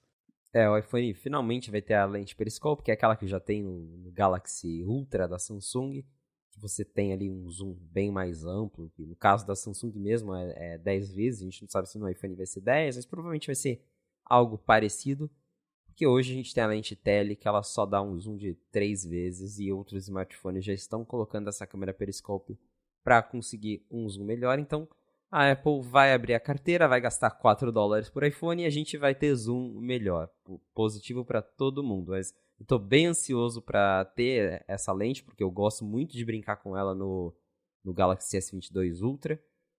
Dá para fazer umas fotos legais. Teve até aquela discussão da Lua que a gente já teve, mas a verdade é que você consegue sim tirar fotos muito legais de várias coisas usando essa lente, porque ela dá uma perspectiva bem diferente, é algo que a gente não tem muito em celular, justamente por conta dessa limitação de espaço, porque se você vai colocar uma lente teleobjetiva mesmo, pensa naquelas lentes que o pessoal usa para fazer foto em campo, em estádio de futebol, que é aquela lente gigantesca. Para você ter zoom, você precisa ter espaço. E aí veio essa ideia de você dobrar a lente para dentro do celular, deitar ela, colocar ali uma lente especial numa posição que ela reflete e vai para o sensor, e aí você consegue ter esse mesmo componente, só que organizado de um jeito diferente para não ter para economizar mais espaço, para não ter que aumentar a espessura do celular. Então, é uma tecnologia bem inteligente, que funciona bem nos celulares que já possuem, e como eu falei, estou bem ansioso para ver isso chegando agora no iPhone, que pelo jeito só vai ter no Pro Max mesmo, tudo indica que nem o 15 Pro normal vai ter isso, então a Apple vai voltar a diferenciar os modelos, que é algo que sempre vem e volta. Alguns modelos Pro, eles eram exatamente iguais, em alguns anos a Apple diferenciou, aí agora voltou a ser igual no 14, e pelo jeito no 15 vai ter essa diferenciação mais uma vez entre o modelo Pro e Pro Max. E uma coisa que eu fico curioso lendo todos esses rumores, até baseado no que a gente já viu no 95 Mac, é que, pelo menos com o que vazou de renders, o iPhone só continua com 3 lentes atrás. Ele não ganhou uma nova lente. Então me dá a entender que a Apple está substituindo a lente de 3 pela lente de 10. Sim, provavelmente. Mas aí eu fico, mas e se eu quiser tirar uma foto de 3? Então, porque... Ué. Aí eu fiquei pensando nisso, né? Mas será que eles vão mesmo matar a lente de 3 vezes? Por um lado, eu até penso que pode fazer sentido indo pela ideia de que no ano passado, com o 14 Pro, eles lançaram aquele zoom de mentirinha de 2 vezes, que na verdade ele usa o sensor de 48 megapixels, tira a foto, recorta ela em 12 e você tem um zoom que parece óptico, mas é digital. E aí agora eu pensei, ok, talvez eles lançaram isso porque a lente de 3x vai embora. Então, por um lado faz sentido, mas eu vou sentir falta se eles simplesmente se livrarem da lente 3x, que eu uso muito ela. A Samsung mesmo, ela não se livrou, ela tem as 4 lentes, ela tem a grande angular, a ultra angular, a teleobjetiva normal para quem quiser tirar o zoom de 3 vezes, e a de 10x para quem quer tirar as fotos lá com super zoom, porque o problema do celular é esse, você não consegue trocar de lente nem mexer, a lente ela não é móvel, porque numa câmera às vezes você tem uma lente zoom que você consegue ajustar ali para você dar mais ou menos zoom, e no celular não, então você tem que ter uma lente para cada nível de zoom, só que de 3 para 10 é um salto bem grandinho. Eu tô curioso para ver se a Apple vai apostar no modelo zoom digital mesmo, para substituir o 3x, se vai ter alguma magia negra ali por trás. Eu tô bem curioso agora para ver como é que vai ser isso. Considerando o seguinte, a gente fala sobre a lente, na verdade, cada câmera do iPhone tem um jogo de lentes. No iPhone, o 14 Pro Max, por exemplo, são 7 lentes que compõem. Por isso que você chacoalhar ou der um peteleco ali no iPhone, você escuta as lentes fazendo barulho, né? É um jogo completo, não é só uma. Então, aí volta, por exemplo, ao que eu falei sobre negociação de peça, né? Se você está negociando o preço de qual vai ser um dos componentes da lente, se você no iPhone Pro multiplicar por 3 versus a quantidade de iPhones que são vendidos, depois pegar isso também por 2 pro iPhone, os que não são Pro, é significativo, né? Hoje em dia, no hardware do iPhone, a câmera principal é a que fica mais embaixo, tanto no jogo de 3 lentes, de 3 câmeras, quanto no jogo de 2 câmeras. Então, sendo a principal mais de baixo, é onde você tem mais espaço mais para baixo ainda para explorar essa ideia de ter a lente periscópica. O que pode acontecer, e aí eu estou especulando com base em absolutamente nada, é que você pode ter um sistema móvel da lente para oferecer entre 1 e 10 vezes de zoom óptico, você poder escolher o quanto que você quer. Né? Porque já que é o zoom óptico, você tem o total controle, não está dando, né, não está aproximando, multiplicando os pixels em tamanho, mas ainda assim aumentando mesmo fisicamente ali. Você poderia ter um sistema de movimentação que permitisse você ir fazendo esse zoom óptico sem perder qualidade ou sem ter pontos fixos também. Mas aí eu estou só inventando porque, para mim não custa nada fazer isso, para a Apple vai custar bastante. Mas eu imagino que poderia ter alguma coisa assim, porque espaço e possibilidade tem, né? Tem que ver só se... Aí entra naquele problema de assim, se é uma coisa tão difícil hoje em dia de fazer que você não pode colocar logo no primeira versão do iPhone Pro, que vai vender 200 milhões de unidades, e aí se dá defeito, pronto, né? Você tem um monte de iPhone com problema aí. Então, a escala de inovação acaba virando um problema. Mas ainda assim, tudo isso para dizer o quê? Que você, ele ser periscópico e dos 10 vezes de zoom, você vai ter um jogo de lentes ali. Teve um rumor de que ia aumentar para 8 lentes para esse iPhone ou eu tô maluco? Teve um rumor, sim. Então, é possível. Vamos lá, vou colocar na lista do é possível aqui. Eu posso dar esse chute aqui no Bola de Cristal do ADT, mas tá aí. Agora, uma última coisa pra gente abordar aqui no episódio de hoje, fechando o episódio de hoje, é essa ideia de um action button. É botão de ação, em português a Apple traduziu, do Apple Watch? Não Isso, botão de ação. Botão de ação, só que pro iPhone, que O rumor é de que a Apple vem testando isso aí junto também de mais um modo de pouca energia. Né? A gente tem no Apple Watch uns 3, 4, no iPhone tem o modo de a bateria amarela lá, mas pintaram dois rumores juntos. O que me chamou mais atenção, mais do que o modo de energia baixa, é esse de um Action Button para o iPhone. Fico reticente sobre a notícia ser a Apple está testando um Action Button para o iPhone 15. Eu pensei, bom, ela estava testando isso em janeiro de 2022. Agora é meio tarde demais para testar isso, para colocar no iPhone 15. Ainda assim, a história é essa. O que você ficou sabendo sobre isso? Na verdade isso entra justamente no mesmo conjunto de rumores que a gente acabou de falar do botão de volume, porque a chavinha do silencioso também vai virar um botão de mentira, um botão virtual. E provavelmente esse botão ele vai ser controlado pelo mesmo chip que a gente já comentou, que vai funcionar mesmo quando o celular está desligado. E como isso vai deixar de ser uma chave e ser um botão, talvez a ideia da Apple seja justamente deixar as pessoas fazerem o que elas quiserem com esse botão, que é a ideia do botão de ação do Apple Watch Ultra, que você pode configurar ele para iniciar um exercício, pode configurar ele para abrir um aplicativo, ou até para simplesmente continuar usando como botão de silencioso. No iPad mesmo, quando os iPads tinham a chave de silencioso, a Apple deixava você escolher se você queria usar como silencioso ou para bloquear a rotação de tela.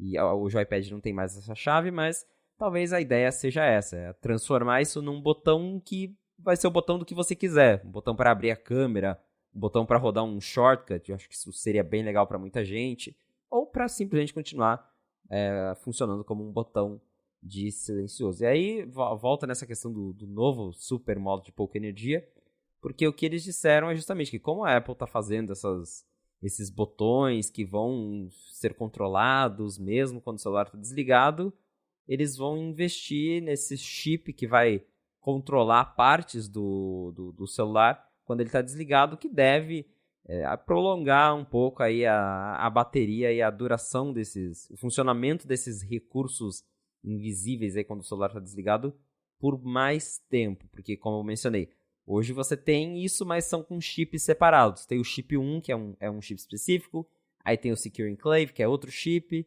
e pelo que deu a entender, a Apple vai juntar todas essas coisas que funcionam com o celular desligado em um único chip, e aí esse chip ele deve gastar bem menos energia, o que vai garantir que, por exemplo, quando acabe, em teoria, a bateria do iPhone, todas essas coisas, o rastreio do Find My, o funcionamento dos botões de volume, esse botão de ação, até talvez o botão liga-desliga, a gente não sabe se ele também vai ser virtual ou não, mas pode ser que seja. Tudo isso vai funcionar mesmo com o iPhone desligado por bastante tempo, porque hoje, se eu não me engano, quando zera a bateria, não deve passar assim de 30 minutos que o iPhone consegue segurar esses recursos funcionando até se esgotar de vez. Então talvez com esse novo chip a ideia é fazer com que tudo isso continue funcionando por mais tempo, para garantir ali que de repente numa emergência você está num lugar isolado e você ainda precisa usar ali os botões e não tem onde carregar o celular, você esteja mais seguro de que esses recursos vão continuar funcionando. Então, volta mesmo nessa questão de que os botões vão mudar, isso já parece ser um fato, e a Apple está experimentando o que ela pode fazer com esses botões novos. Aí eu acredito até que talvez por eles terem falado que está testando, acho que a parte de hardware está certa e eles estão testando talvez no software o que esse botão pode fazer, das ações, do que eles vão permitir. Mas em hardware me parece bem certo já que os botões vão mudar, que vai ter esse chip que vai controlar os botões mesmo quando o celular está apagado. Agora é mais questão mesmo da Apple decidir o que ela vai deixar os usuários fazerem com esse botão. Essa ideia de que você pode colocar qualquer aplicativo, qualquer atalho, ela é boa demais para ser verdade no mundo de Cupertino, né? Que a gente está acostumado ao quê? Você pode escolher entre o que você quiser, desde que seja entre uma coisa e outra, e só. E se dê por satisfeito, olha que bom, que benevolência nossa de permitir que isso aconteça. Então, fico empolgado com essa ideia. Eu há muito tempo queria coisas assim, e eu achava que o futuro ia ser meio esse, com o Touch ID, de você poder cadastrar cada dedo para abrir uma coisa, por exemplo, que eu sei que telefones Android tinham, deve ter isso para jailbreak também, mas oficialmente, digo, para a grande massa de pessoas que usam iPhone, achava que ia ser por aí, nunca aconteceu. essa ideia. Hoje em dia até tem gambiarra, né? Você pode cadastrar uma automação para sempre que eu abrir a câmera, não abre a câmera, abre o aplicativo tal. E dá para fazer isso, abre a calculadora, sei lá, um aplicativo meu de câmera que eu quero usar. Então isso dá para fazer, mas é gambiarra. Você poder fazer isso com suporte pelo sistema, interessante. Gosto da ideia, mas ainda assim eu olho isso e penso, não, a Apple não faz essas coisas. Ela dá o que a gente... É o gênio da garrafa, que eu já comentei. Né? Ela cumpre o seu pedido do jeito mais torto e incômodo possível. Ah, você quer? Tá. É assim. Nossa, não foi o que eu pedi. Tudo bem. Agora vai ser assim. Então, geralmente, a história é meio assim com ela. Vamos ver o que vai rolar. Mas a boa notícia é o quê? Você tem um rumor sobre isso, quer dizer que vai ter alguma coisa, nem que não seja exatamente isso que a gente está torcendo mais do que especulando aqui que aconteça. Muito bem, para encontrar os links do que a gente comentou ao longo do episódio, vai em gigahertz.fm/afonte/41 ou dá mais piada aqui nas notas do episódio. Novidade importante e bacana, eu tô empolgado de poder anunciar isso para quem escuta aqui o A Fonte, é o seguinte, para você mandar feedback pra gente, agora tem um jeito mais fácil porque eu parei de olhar no Twitter. Então agora dá para vocês mandarem, além do Mastodon, que já era o jeito que eu estava pegando o feedback de vocês, vocês acessam gigahertz.fm/feedback. Se for difícil escrever feedback, não tem problema. Tá na descrição também o link para você poder acessar isso aí. Você vai cair numa página para você escolher. Quero mandar feedback do A Fonte, cadastra lá o que você quer mandar pra gente. Isso vai bater aqui e isso vai passar a ser centralizado para poder trazer nos próximos episódios. As possibilidades são maiores do que mandar um ou uma série de tweets, ainda assim. Lembrando que a brevidade é a vantagem que muitas pessoas poderiam treinar, então sejam diretos no feedback de vocês, mas ainda assim, gigahertz.fm/feedbacks, que vai estar a página para vocês mandarem aqui, se vocês quiserem pergunta, impressão sobre alguma coisa, follow-up, tá tudo lá livre para vocês mandarem. Deixa eu agradecer, como sempre, a ExpressVPN pelo patrocínio aqui do A Fonte e da Gigahertz. Vai lá, expressvpn.com/afonte, 30 dias de graça, 3 meses também de graça para você usar a ExpressVPN no plano anual. Agradecer a vocês que deixam reviews, avaliações também, que recomendam o A Fonte para mais gente ainda poder chegar toda segunda-feira aqui e se informar sobre o que vai rolar no mundo da Apple. E claro, Felipe, por permitir que esse podcast aconteça com essas informações todas. Valeu, Marcos, e obrigado, audiência, por ter ficado com a gente até o final de mais um episódio do A Fonte. Se você quiser me encontrar nas redes sociais pra gente bater um papo, é só me procurar no @Felipe Espósito. Muito bem, eu sou o MVC Mendes no Mastodon e no Instagram, eu apresento um monte de podcast aqui na Gigahertz e o Bolha, que eu vou gravar agora, o Bolha Dev, que é um podcast diário com notícias sobre tecnologia, inovação e desenvolvimento, e escrevo também para o ifeed.pt. Mais uma vez, passa lá, gigahertz.fm/feedback. E é isso aí, gente. Muito obrigado pela audiência. A gente volta na semana que vem. Um abraço e até a próxima.